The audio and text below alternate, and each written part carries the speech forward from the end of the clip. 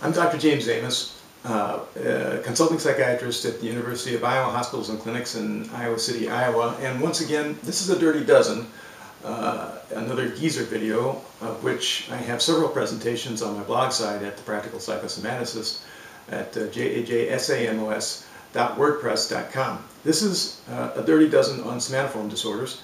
And the somatoform disorders are complicated. There are several of them, and they cause a lot of frustration for both patients and physicians. The book that Dr. Robert G. Robinson and I co-edited, Psychosomatic Medicine, An Introduction to Consultation Liaison Psychiatry, has a very nice chapter on somatoform disorders written by Dr. Kathy Kaufman. And I'm just going to read the background about somatoform disorders in this chapter. Medically unexplained symptoms have been estimated at about 10%. Estimates are that 27% of patients present to outpatient clinics with unexplained conditions. These conditions are seen frequently by various medical specialties, and these conditions include chronic fatigue syndrome, fibromyalgia, multiple chemical sensitivity, non-cardiac chest pain, and non-epileptiform seizures. Now, I'm not saying that any of these conditions are not real. They are certainly real to patients, and they cause a lot of suffering.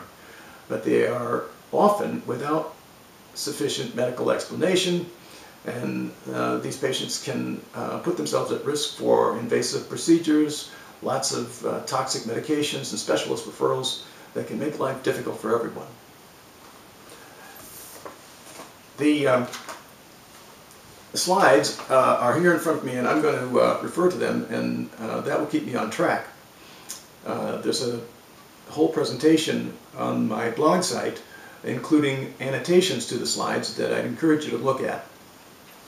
Somatoform disorders are often referred to as medically unexplained physical symptoms, and hospital costs associated with these disorders is about 6 times higher than controls. Ambulatory costs about 14 times higher, and the estimated annual cost could be as high as $256 billion.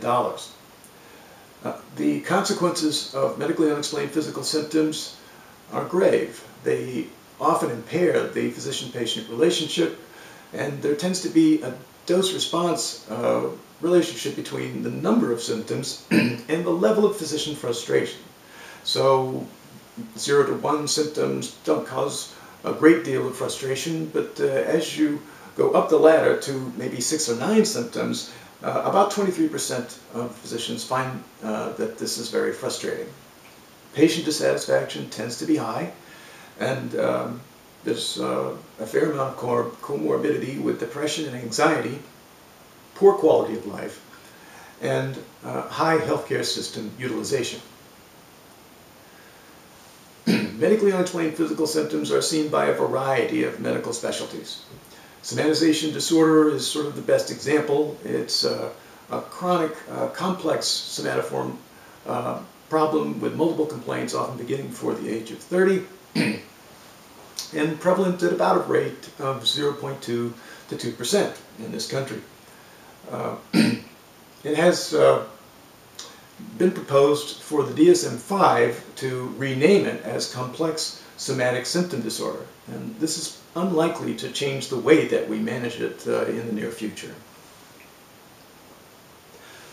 The next slide, slide 5, is a list of the diagnostic criteria for somatization disorder, which you can look at. The symptom count is 4 pain symptoms, 2 gastrointestinal symptoms, 1 sexual symptom, and 1 pseudo-neurological symptom. And these are not intentionally produced or feigned as they would be in factitious disorder or malingering, which I discuss in another Dirty Dozen presentation. Body dysmorphic disorder and conversion disorder are on slide 6, and these are summaries only. Body dysmorphic disorder may be reclassified in DSM-5 with the obsessive-compulsive spectrum, especially since it seems to have more in common with obsessive-compulsive disorder than with a strict somatoform disorder. Many of these patients seek help from cosmetic surgeons. It's comorbid with depression, anxiety, and OCD. There's profound psychosocial dysfunction, and these people believe that they have a physical defect that no one else can see, and it makes them miserable. Cognitive behavioral therapy and selective serotonin reuptake inhibitor antidepressants are often helpful. And conversion disorder, another common presentation of somatoform disorders, is probably going to be recategorized or at least renamed as functional neurological disorder. Again, this is unlikely to change the management strategy, which is to try to avoid confrontation that the patient does not have a neurological explanation for hemisensory loss or non-epileptiform seizures, and to suggest that symptoms will resolve with supportive treatment or physical therapy. Pseudo-seizures tend to respond less well than motor disorders to treatment. There are interesting functional MRI brain studies that show an interesting limbic suppression of activity in the motor and somatosensory cortices.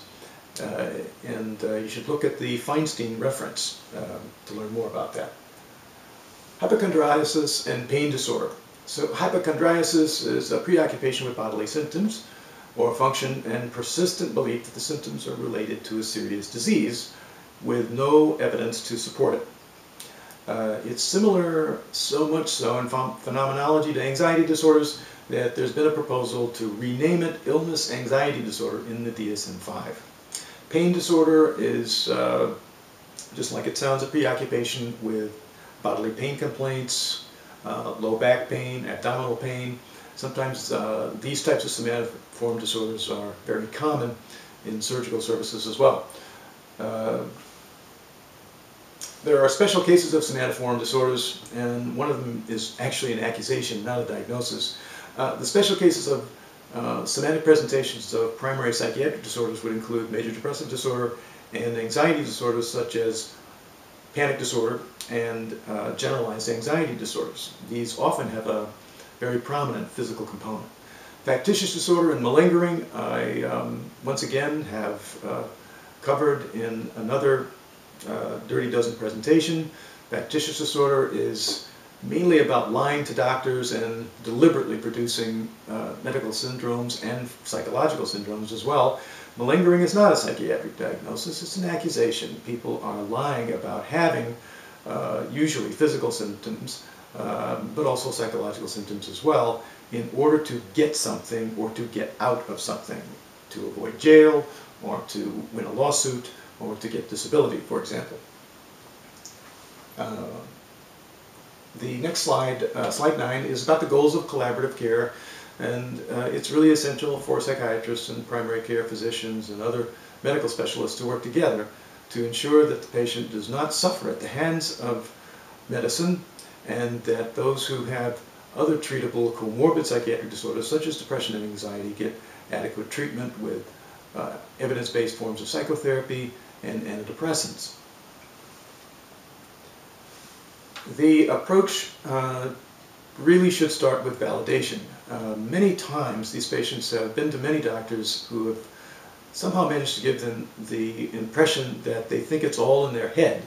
And this is incredibly insulting, and we should endeavor to treat these patients with respect, support, and that's validation. You don't necessarily have to tell them that you believe that they have a specific disease or that their somatic complaints have a find it and fix it physical cause.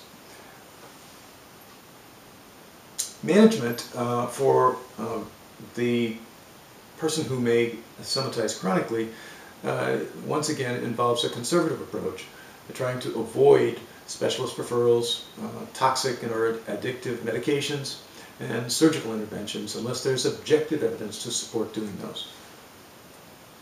The slide 11 is selected references, as usual, and the last slide is sort of a tribute slide to a mentor of mine, Dr. Russell Noyes, who developed the Health Attitude Survey, validated in a study published in Psychosomatics in 1999, and it was administered to over 1,000 patients attending a general medicine clinic.